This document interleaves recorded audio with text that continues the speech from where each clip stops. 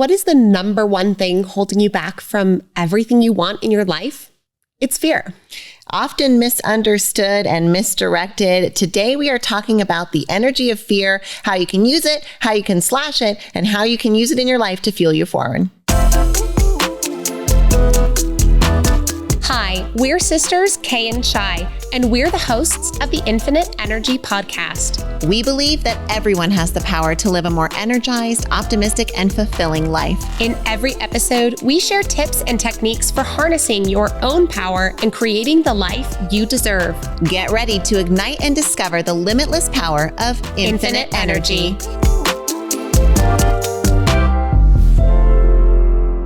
Don't be afraid. Today we are talking all about fear. The energy of fear. Most of us try and shy away from it as much as possible, and for a good reason too. But for lots of us, it ends up dominating our life and our thoughts way more than we'd like. Fear can hold us back, but it's actually an emotion that's given to us as a mechanism to help keep us safe.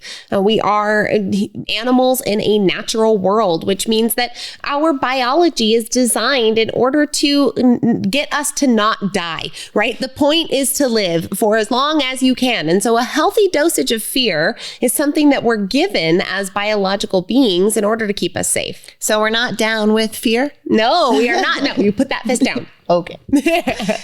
But what we are up for is understanding fear's role in our life and how to make it our friend, our mentor, our co-founder, our oft quoted here, dear friend Joseph McClendon III often says, there are no fearless people in the world, but there are people who fear less. And so we know we can't totally assassinate fear, but how do we use it and then get out of it as quick as possible? That's what we want to talk about here today. Well, the emperor is way less intimidating when he hath no clothes. So let's undress fear a little bit and talk about what it is and what it does for us, because fear has purpose in our life. Now, we mentioned the first one, and that is survival instinct. It helps humans recognize and respond to threats in their environment and allows us to take necessary actions in order to protect ourselves. A healthy dose of fear is a good thing. It keeps you safe, especially in dangerous situations.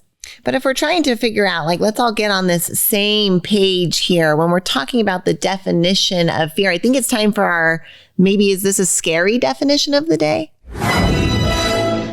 It is a scary definition indeed. The definition of fear is an unpleasant emotion caused by the belief that someone or something is dangerous, likely to cause pain, or a threat.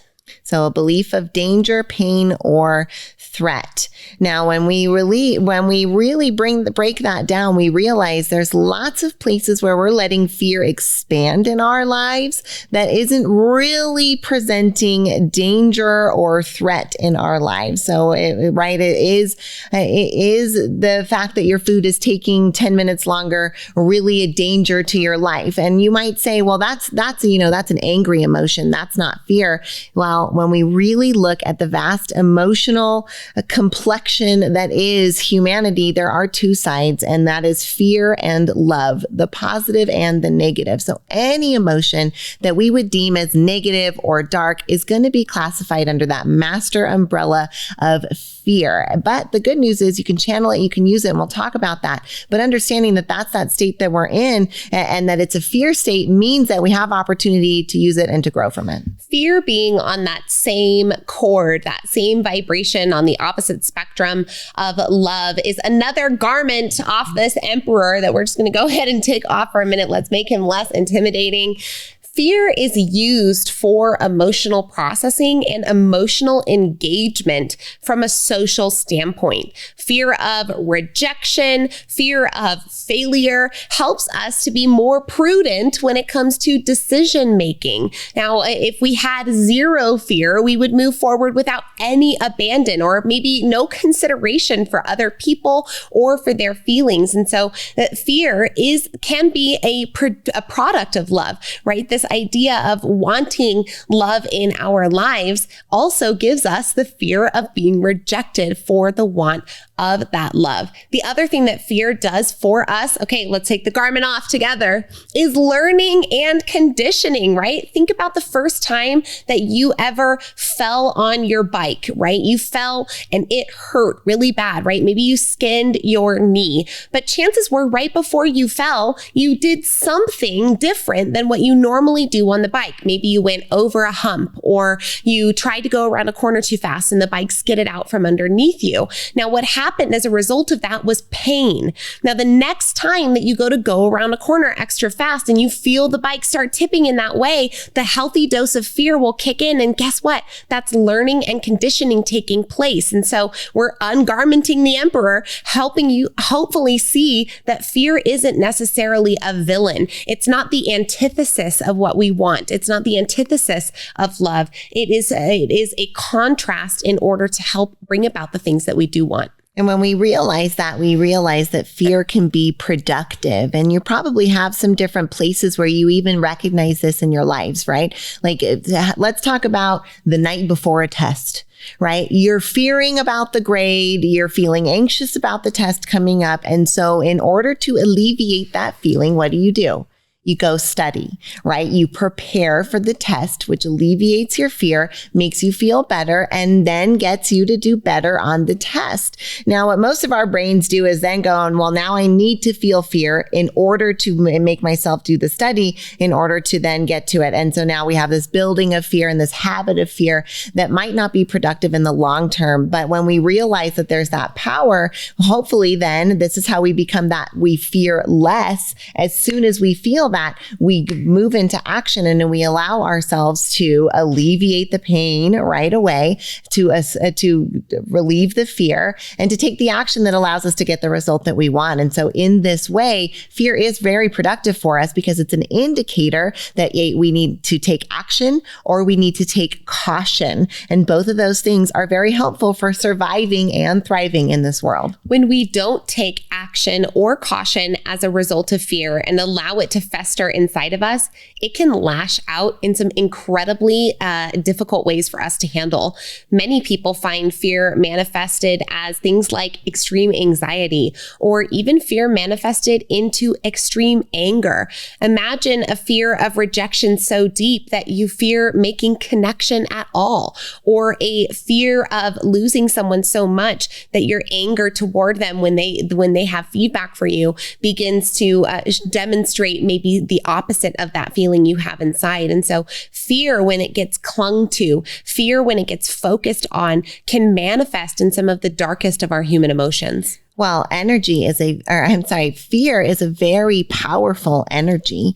And so its indicator to you, its spark inside is so that you can use that spark to initiate into that action or to take caution and maybe observe and reassess what it is that you need to do. But that's still taking an action, right? And so that's that spark of fear. It's very, very powerful. But as Kay mentioned, if you do not do the action or caution or some way to channel that spark of energy can't sit still. So it festers and it festers and it builds. And what do sparks do? They create fires inside. You don't want an emotional fire. You want to use that spark to your advantage and channel it in a way that's productive for you. At least that's what I want to do.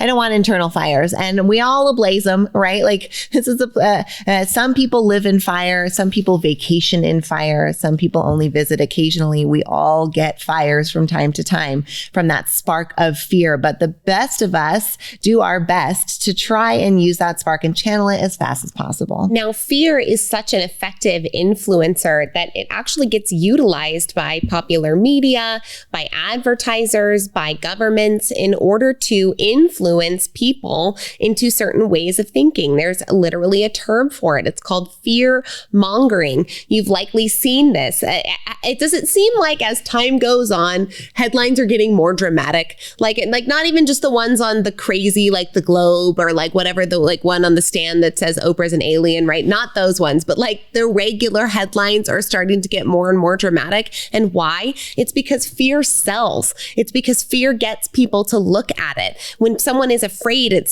stokes one of those strongest emotions. It is an incredibly influential emotion. And so what it gets from you is you to click on a link and hopefully go to a website, which then makes that newspaper or that entity money. And so this idea that fear is used as an influence, maybe on you or at you, hopefully helps display its influence in a way that you can utilize it and harness it, like Shyla said, for those better things in your life. Right. There are other people pointing gas at your spark of fear and wanting to light it ablaze because it is beneficial for their eventual outcomes, which is your attention and your ad money to converting into sales. And so we want you to just be aware of how fear is being used as an influencer when it comes to those marketing pieces. And we also want you to be aware of what we have to share with you in the next segment. So make sure you stay tuned as we continue to unpack and unclothe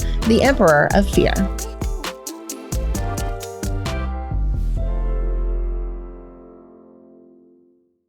Do you find yourself losing control of your scroll on social media? If you do, then you want to stay tuned to join the Simply Social Club with Kay and I. We've got an awesome challenge for you where you have the opportunity to detox from social media for 48 hours, 7 days, 14, or even 31 days right along Shyla and I. So go to kayandshy.com/simplysocial and find out a little bit more, and hopefully you'll take a pledge alongside us. We'll see you in 2023. See you in the club. One of our proudest business accomplishments is what we've been able to do with Squeeze In franchising. The Squeeze In is a breakfast lunch restaurant featuring the best omelets on the planet, and it's been around for almost 50 years. And now you can have a Squeeze In your community. We've seen how this business transformed our families, and now we are so excited to offer this to families around the country to see how this little restaurant might change their family and their community. If you're wondering how to set up your adult children for legacy and success through a small business, then the Squeeze In is an option we urge you to consider. Come find out more about Squeeze In franchising at squeezein.com. You're enjoying this episode on Angel Phoenix Productions Podcast Network. To explore a complete lineup of quality programs and media production services, head on over to angelphoenix.com or like our Facebook page at facebook.com/Angel Phoenix Productions.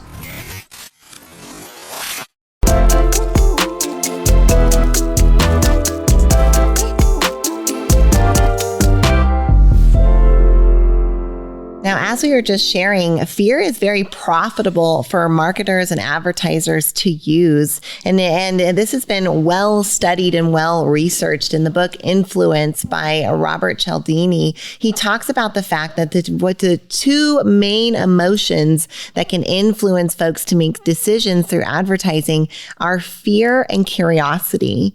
Now, fear is a lot easier to spark and stoke than curiosity is. And so it's no wonder that advertisers move into that fear place, and that culturally we move into that place when we want to motivate or influence others, right? Think about the expression FOMO, fear of missing out. We're literally stoking people's fears. It has a label, it has a name, and we're using it in that intentional way because it influences folks. So being aware of that influence from external sources, it pales in comparison to the influence of your internal source of fear, which is where we want to help you, because this is the fear you can control. And then we share the earlier piece with you so that you can guard your mind against the rest. Now, fear, as we mentioned before, when it goes unchecked, can manifest in emotions that aren't necessarily are comfortable or are emotions that we want to feel. And so we have 5 what we like to call shades of fear that we want to share with you,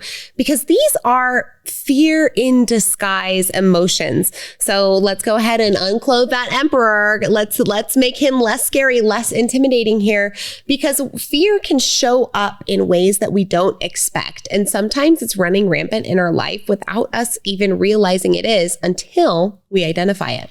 So the first shade of fear we want to present to you is the shade of hopelessness. We all visit this place as well from time to time, this shade of fear. Some spend more time there than others, but that hopelessness is that place where you feel like there's nothing left for me. What is the point of trying? There's no hope, right? And hope is that first thing that we can grab onto that shifts us out of that big fear zone. But hopelessness is that place where I don't even have a shred that I can hold on to. I feel like hope is one of those things that when we are hopeless, maybe it's sneaky and you might not realize that you are here. Hopelessness is one of the ultimate states of unresourcefulness. If you tuned into our podcast about the energy of resourcefulness, this is the opposite of that. This is the space of unresourcefulness when I feel like there's nothing to be done, right? There is nothing that I could possibly do. What even is the hope? What is the hope, right? But we've heard it said in life that hope is a human superpower, that the option and the choice of hope is one of the things that makes our very species unique from those other species here in the natural world. And so when we can give ourselves the opportunity to shift from hopeless into hopeful, we give ourselves the gift of becoming our own seed planter. We put the seeds into our own farmer's bag and we start to walk along our fertile soil and plant those seeds of hope. And so we do this with those infamous questions. If you've been here with us in this podcast before, you know we've talked about some questions that you can mantra to yourself to help you move from unresourceful, undesirable states into ones that are more beneficial for you.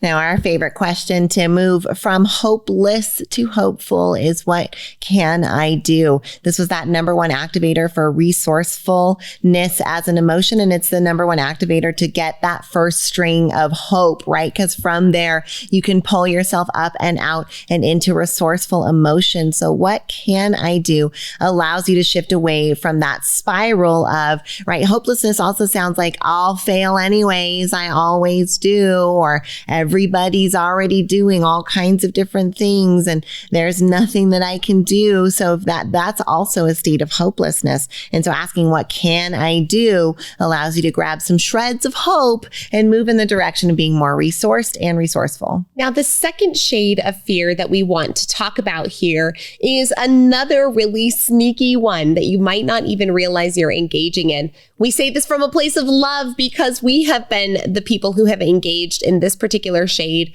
without really understanding that it was at play. And until we make that unconscious conscious, it will simply continue to rule us. And this is the shade of fear called judgment. If you are the type of person that is better at seeing the things that are wrong instead of the things that are right, you might be participating in this shade of fear. And this is not a resourceful or helpful shade of fear, right? Our whole point is to pull ourselves out of it as fast as possible. There are no fearless people, but there are people who fear less. So how do we get to fear less? Well, first we identify where we are. And if we realize that we're being judgmental, that means that we're being critical, and it means that we're narrowing our point of view and our options in front of us. So we want to recognize that as fast as possible. So if you find yourself saying things like, they will think this, right? It's not only about the judgments you're putting on others, it's about your expectation of the judgments you think they'll put on you. Often that is the shade of fear that kills our dreams the fastest, right? And we're so worried and afraid about how others will judge us, or they'll think this, or they'll say that, or he'll say this, or so-and-so will think that. Like, in what way? It's none of your business, right? What they think. But more importantly, that is not a helpful state to be in. And so you want to snap out of judgment as fast as possible and move into a grateful state. Because when you start asking yourself, what am I grateful for? When you start focusing on things that are adding to your life in a positive way, this allows you to get to grab that thread out of this unresourced state and get up into a loving emotion that's empowering as fast as possible. When we put our own thoughts into the minds and hearts of other people, we are judging them in ourselves, right? This is a very easy trap to fall into. And this is often a fear action without us realizing, right? We're judging because we find some form of inadequacy within ourselves because you are the one who knows you the best, which means you know all of your flaws better than anybody else does, which means you judge you the worst.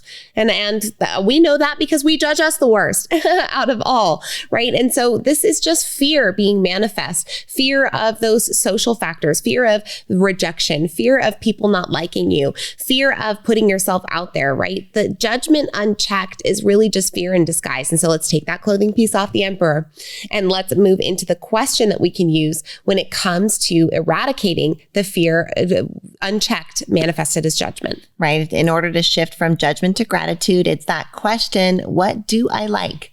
Right? What do I like? Because that allows you to shift out of judgment, both on yourself and on others, and move up into helpful states that allow you to get out of that fear and into the place where you can make some creative choices, pick some of that fruit off of the creative tree, but you can't even reach up to the branches when you are low in the fear pit below it. And so you've got to get yourself up into at least a neutral place. And in fact, gratitude is one of those emotions that we often feel can be one of the easiest bridges, right? Because sometimes it's hard to go from like really angry and upset to like joy. That can be tough, but gratitude can be a bridge because you can force your brain to get there by asking, what do I like? Because when you answer that question, it's going to evoke feelings of gratitude inside of you because you're grateful for the things that you do like, and you give yourself a chance to cultivate gratitude when you ask questions like, what do I like? Okay, let's get to our next disguised fear emotion that is likely holding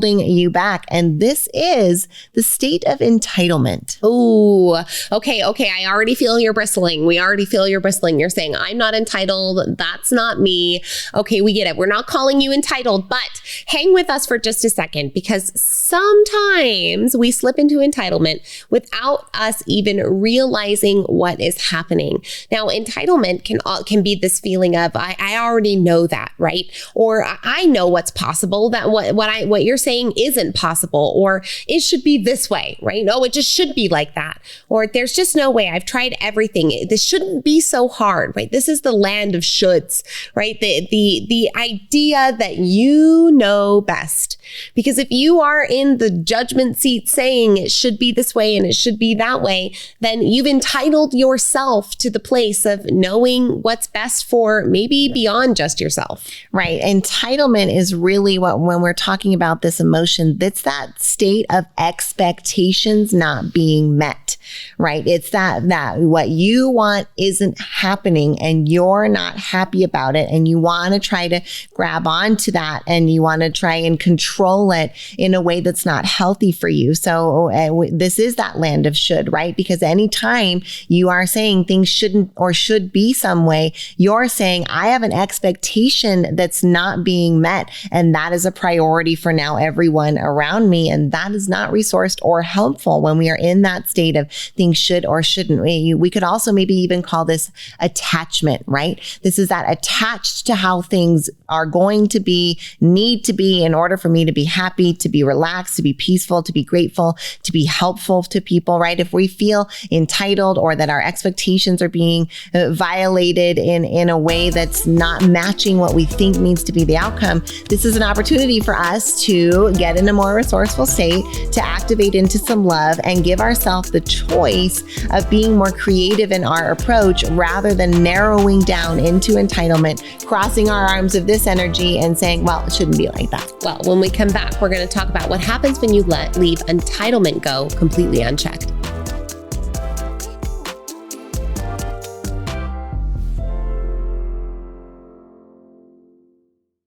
We're talking leadership this week, and one of the organizations we are so proud to be at the helm of is the Neuroencoding Institute. We got to co-found the Neuroencoding Institute alongside Dr. Joseph McClendon III, amazing world-renowned neuropsychologist and incredible mentor and teacher. If you're at all interested in learning more about what the Neuroencoding Institute does and what it can do for you, please visit neuroencoding.com. You're enjoying this episode on Angel Phoenix Productions Podcast Network. To explore a complete lineup of quality programs and media production services, head on over to angelphoenix.com or like our Facebook page at facebook.com/Angel Phoenix Productions.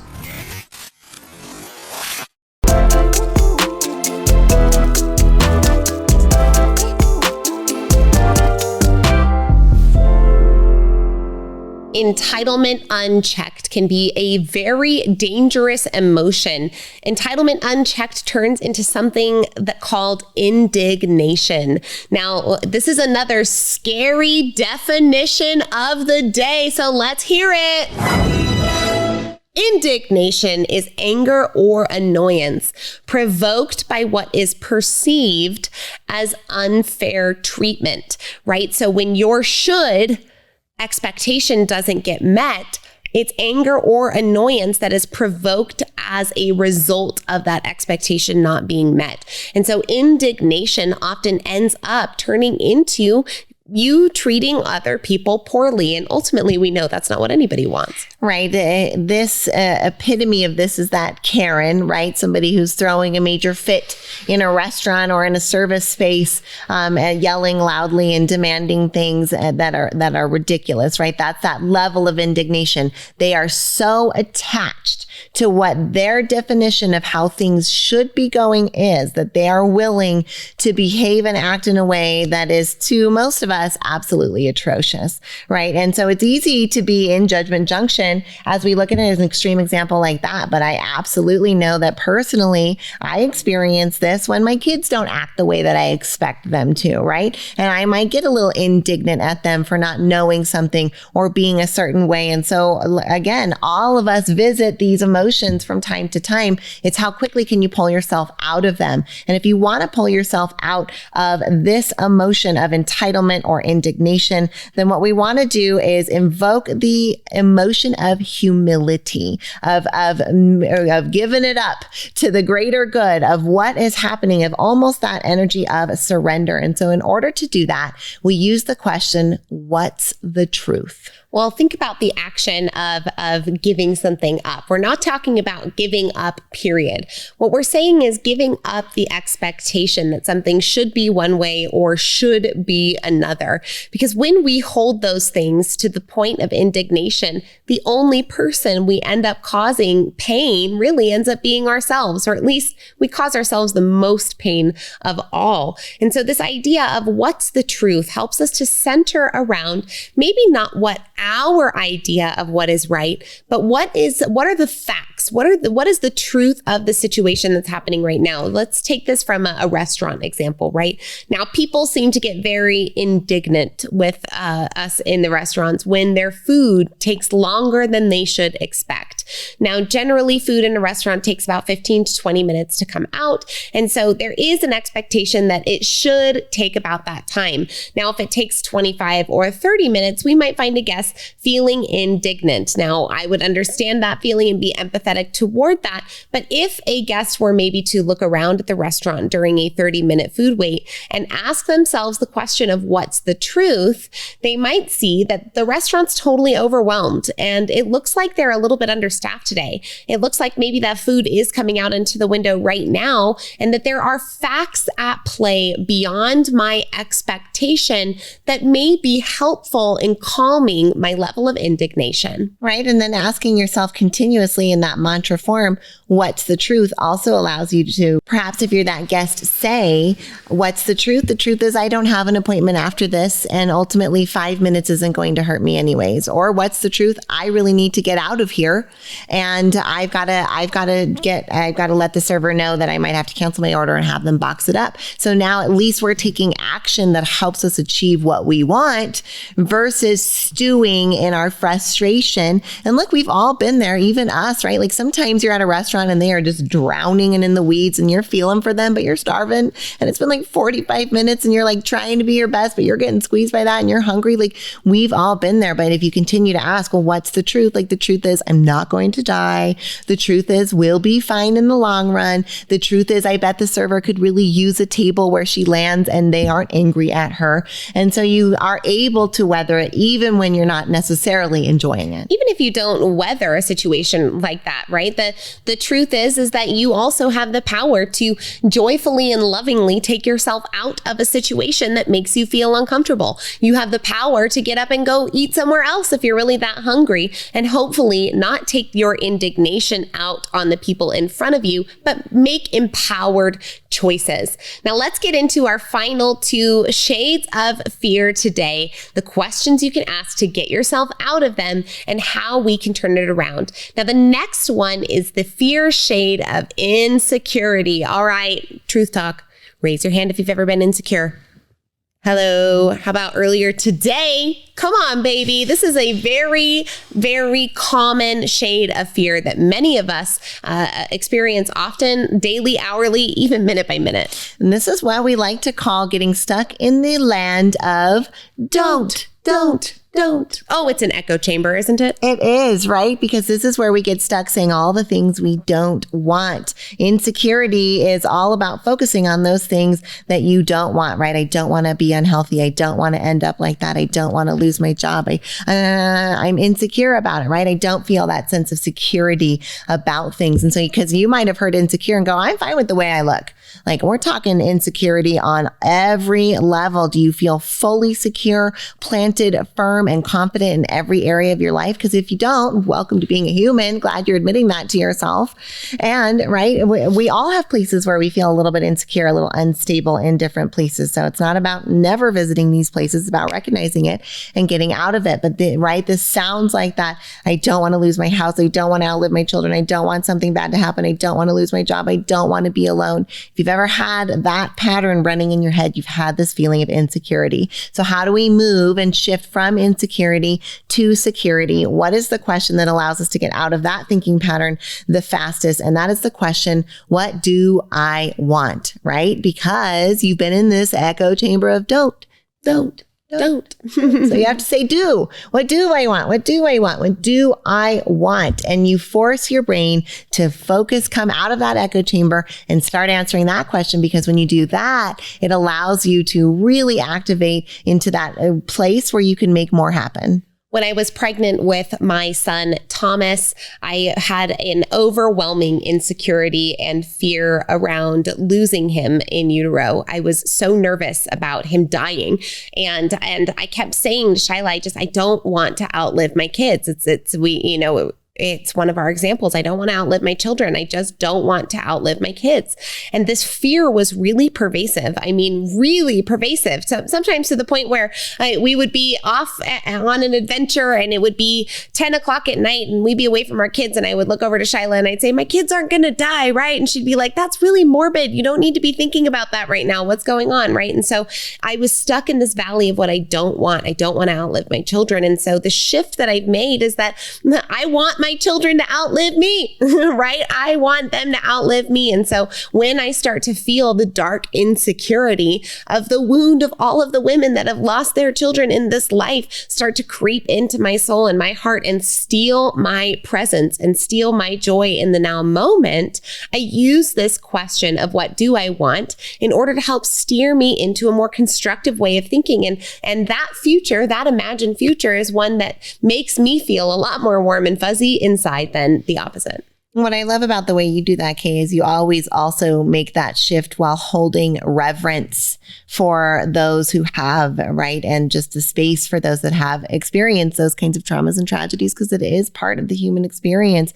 I mean, from one spectrum to the other, right? Like we are all going to die. And so knowing that we're all affected and impacted by that, reverence for that space while allowing your brain not to stay stuck in that echo chamber is one of our favorite tricks to getting from insecurity to security. But we've got one more shade of fear. And this is the shade of apathy. I don't want to do it. Ever been there? Raise your hand if you've been apathetic. Oh, yeah. Oh, man. Every Sunday afternoon. Yeah, it is hard, man. I don't want to. I'm just not motivated. What's the point? I never follow through. It doesn't work for me. I don't deserve it. I don't feel like it. I'm just not motivated, right? Apathy. Many people call this laziness. And then sometimes people are like, I am lazy, and you own it. Like it's this really awesome thing. But we think that that's pathetic. Nope. We think it's apathetic. That is apathy. And it's really just another shade of fear. So we want to shift apathy into action as fast as possible. And the question you can ask yourself to most easily do that is, what energizes me? Imagine that here you are listening to the Infinite Energy Podcast, and one of our top questions for you is, what energizes me? Because when you ask that question, your brain is forced to come up with the answer. So if we're apathetic and we're on the couch and we're melted there and we don't want to get up and do the dishes, right?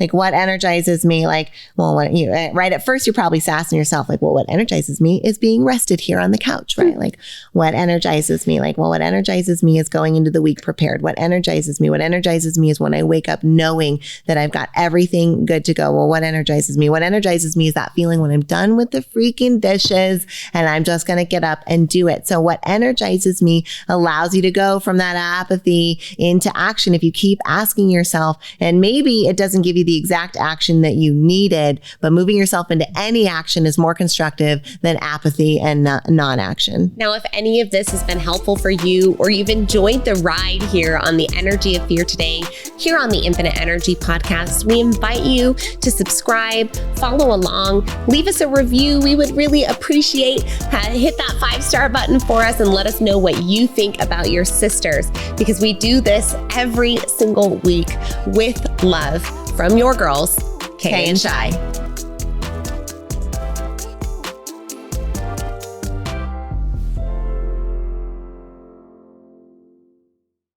This podcast was a production of Angel Phoenix Productions. Explore more episodes of this show or other great shows on the Angel Phoenix Podcast Network by visiting angelphoenix.com. The views expressed in this show do not necessarily represent those of Angel Phoenix Productions or its advertisers, and may contain language that's unsuitable for younger listeners.